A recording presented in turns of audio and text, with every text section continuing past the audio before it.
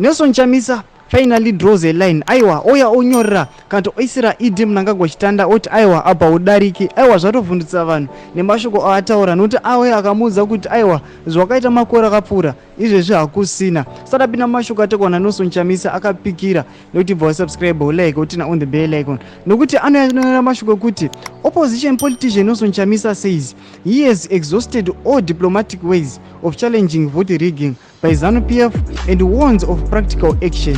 Over the weekend, Chamisa said there won't be a repeat of 2023 or 2018 in 2028.